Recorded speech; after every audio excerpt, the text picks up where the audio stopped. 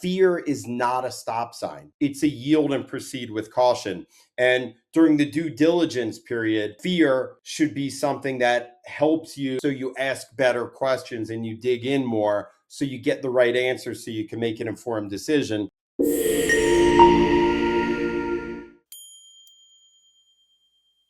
Hi, I'm Mark Schnurman, founder of The Perfect Franchise. Welcome to The Perfect Match. This is our series where we take you behind the scenes of real franchise placements. In each episode, you're going to meet one of our consultants, in this case, Kris, and the franchise developer, in this case, Sharon Cupach, who worked with the client to help them find the right business fit. You're going to learn what made the brand the right fit, how the process unfolded, what challenges there were during the process, and what really happens during a successful franchise placement. So whether you're exploring franchise business ownership or just curious about how decisions are made, you're in the right place. So with that, let's get started. So as I said, Kris and Sharon will be the folks today. Really excited. Sharon is one of the best developers in the industry, and Kris is among the top 4 or 5 consultants in all of America. So he's amazing. And so with that said, Kris, why don't you tell us a little bit about your client, their profession, skills, strengths, challenges that you saw with the candidate when you started working with them? Yeah. So the client we're going to talk about today, his name is Butch.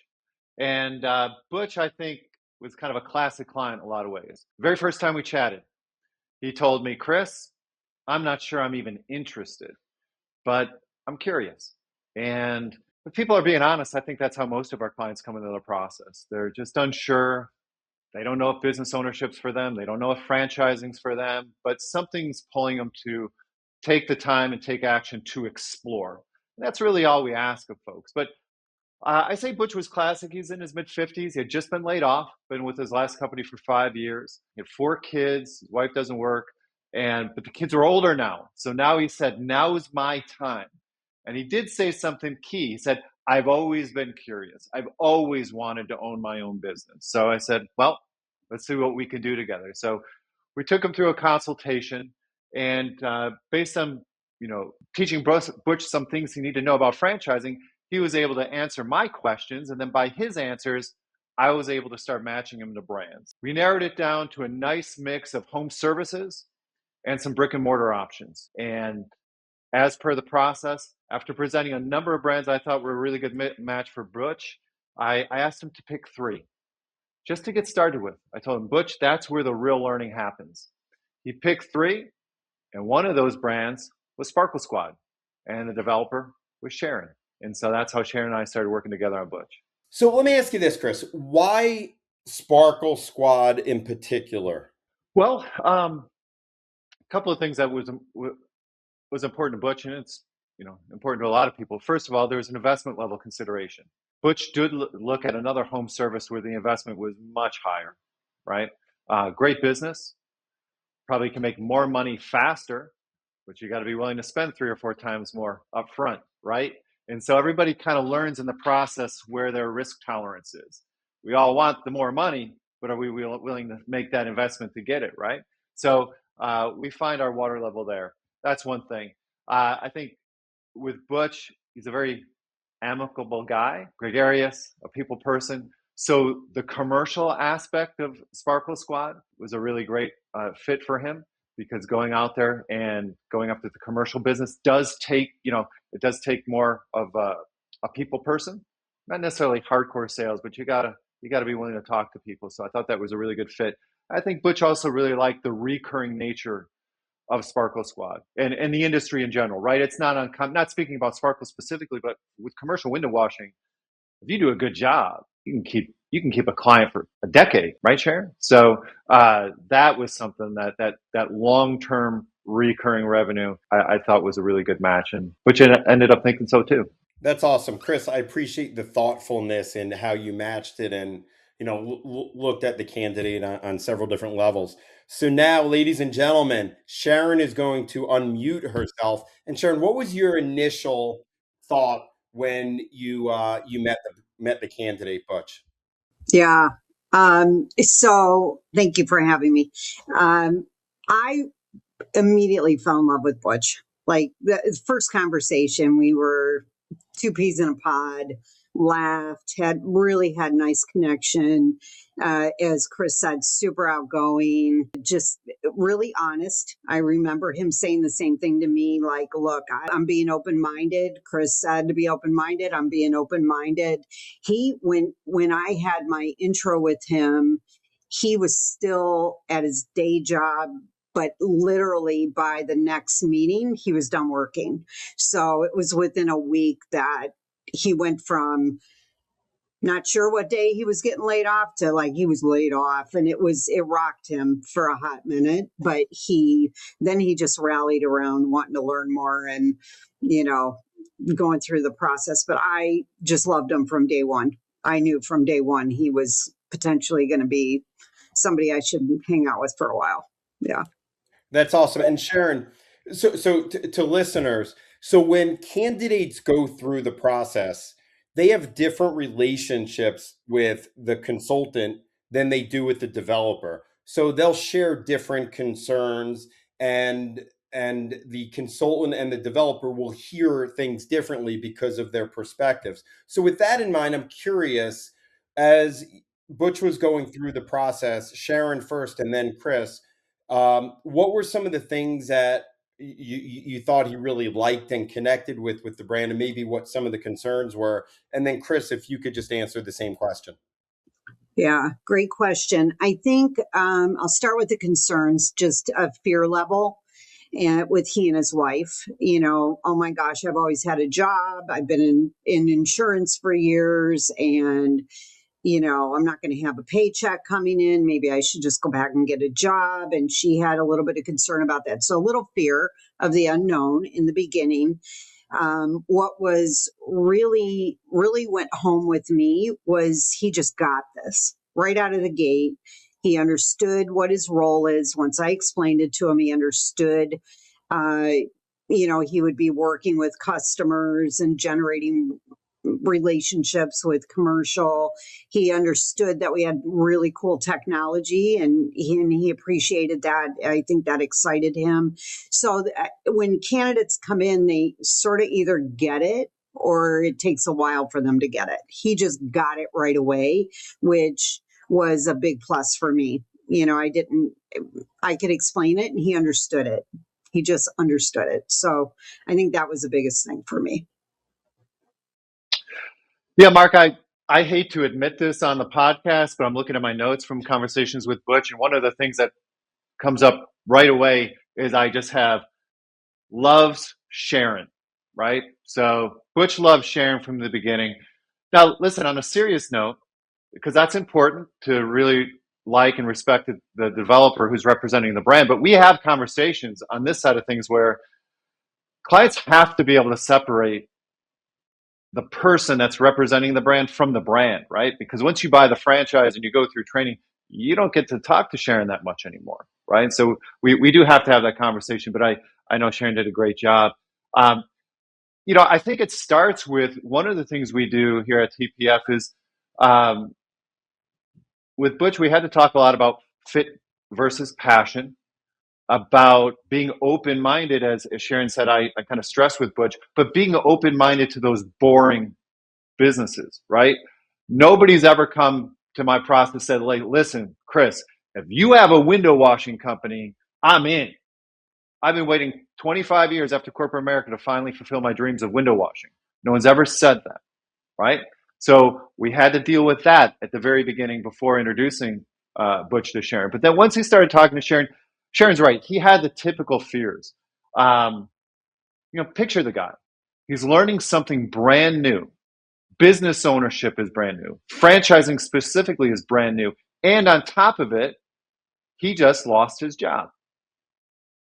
It would be so easy to just go like, this isn't the right time. Let me just go get another job and then maybe reignite this process, right? So what we talked a lot about is, my talk track, which is there's a difference between concerns, which are real. Hey, Sharon, I have a concern about the territory. How big is it going to be? How many zip codes is it going to include? Is it the right demographic? Do they make enough money there? That's a concern. But the way I define concerns is concerns are something that we can get to the bottom of, right? We can ask Sharon those questions and get answers and then be in a better place to make decisions. Concerns have to be separated from fear. Fear is just general. It's that fight or flight adrenaline running through your body because I am looking at something brand new and I did just lose my job and my wife is kind of looking at me like thought I was supportive, but now I'm a little scared. Like that's just a feeling. And if you're ever going to have success finding the right business for you, you have to be able to separate those two. Get to the bottom of what you can get to the bottom of it and control the irrational, what I call kind of that monkey brain fear, which is it's just, from evolution, and it does not help you in this process, right? So I think one of the things we did really well, though, with Butch was get Kim involved early. She was in on, as soon as I went through general education, I encouraged it, you encouraged it. And that, I think, was a game changer because a lot of the fear he had confidence in himself, afraid, but confidence in his ability. She knew nothing about anything. So all she knew was we're not getting a paycheck anymore. And we have this big blended family and it's chaotic and there's expense. And so I think we did the right thing by engaging his spouse early in the process. I think that because she gave him confidence. Many times she would say to him when we were on, you could do that, Butch. Like, oh my gosh, did you see that building down the street? Like she was helping him get over his fear. She saw him happy with the thoughts. So I think that was a big difference. That's amazing. And, one of the things I'll say about fear is courage, which is when you overcome your fear, is not the absence of fear, but it is truly overcoming it. And every individual who looks into business ownership or becomes a business owner has to face fear. And it's what you do with it. And I will tell you personally, I've been a franchisee 2 times over. I'm scared every day when I wake up, but I channel that fear into motivation and to drive and to commitment to do everything I need to do in order to drive the business forward. And I think it's that conversation. And I'm fond of saying that fear is not a stop sign. It's a yield and proceed with caution. And during the due diligence period, fear should be something that helps inform your due diligence, so you ask better questions and you dig in more so you get the right answer so you can make an informed decision. And same thing, once you join a business, that fear should help you make better decisions, but it shouldn't stop you. So I'm glad fear came up here. With that said, Sharon, why did the candidate ultimately choose the brand, and why do you think they're going to be a great fit? What are sort of the couple of things that you think are really going to be the force multipliers in Butch's success? I think it's what I've identified over the last couple of years since we launched the brand. It boils down to two things. One, it's how Kris Stonis, our founder, set up the efficiencies of the model, which is so clear and it's easy to people understand it. It's not difficult to understand. Hey, we can clean a window 6 stories up with our feet on the ground. How efficient is that compared to climbing a ladder? Like they get it. But then it's Kris. Kris has been in the industry for so many years. He's so passionate. When they talk to other owners, there's an inside joke with Sparkle, like Kris, like Marsha.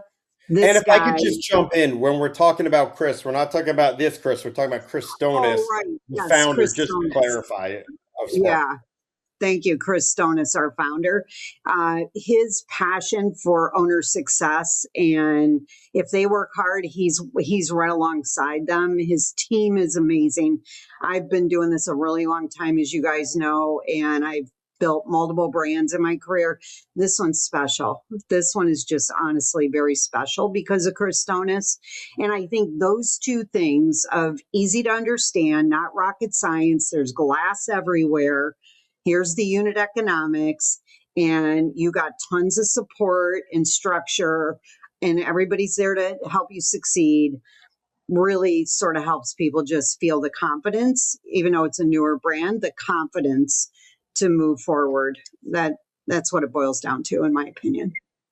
Awesome. Kris, do you want to add anything to that? Yeah, I would say there's two things. One, Sharon slightly touched on it, but talking specifically about Sparkle Squad, it's a brand under the umbrella of a much bigger multi-brand family called Happiness Brands, right?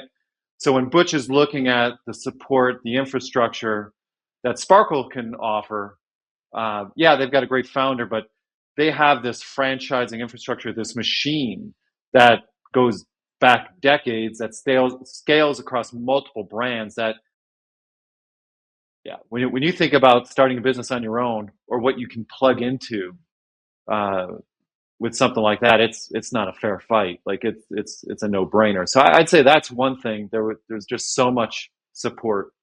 But two, and I will give Sharon her kudos here. Um, and all good brands do this, but Sharon does this exceptionally well. Sharon's real. She doesn't tell you what you want to hear. And that develops an incredible amount of trust. And I'm just making this up. I don't know if this conversation ever happened with Butch specifically, but I bet it did, where, at some point, Sharon has her clients go through financials, and a brand, Sharon, they can never tell you how much money you're going to make, how fast you're going to make it. But you know what Sharon can tell you? Hey, Butch, you think you're going to make that in your first year? No, you ain't making that much, buddy. Like that's a 2-year thing. Like, you're not recreating your salary in that much time. And so he can feel really good about his plan for eventually recreating his salary and eventually building some much bigger than that. That's an important point. That's awesome. And Kris, you brought it up with respect to Sharon, and I'll bring it up with respect to you and Sharon. It ultimately comes down to people, and you're right. They're never going to work with Kris again. They're never going to work with Sharon again.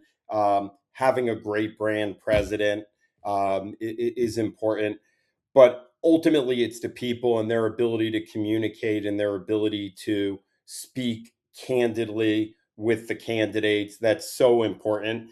And one of the things that I appreciate about Sharon, but Happy Nest in general, is that, they tell it like it is to the candidates because they want their candidates to succeed. And so that's huge. So, I appreciate both of your times here, and I appreciate everybody watching this episode. If you're listening to this, you either skipped ahead to the end or you listen to the whole thing, and hopefully you listen to the whole thing. But if you're thinking about franchising or just want to understand the options and what might be the right fit for you, we'd love to help.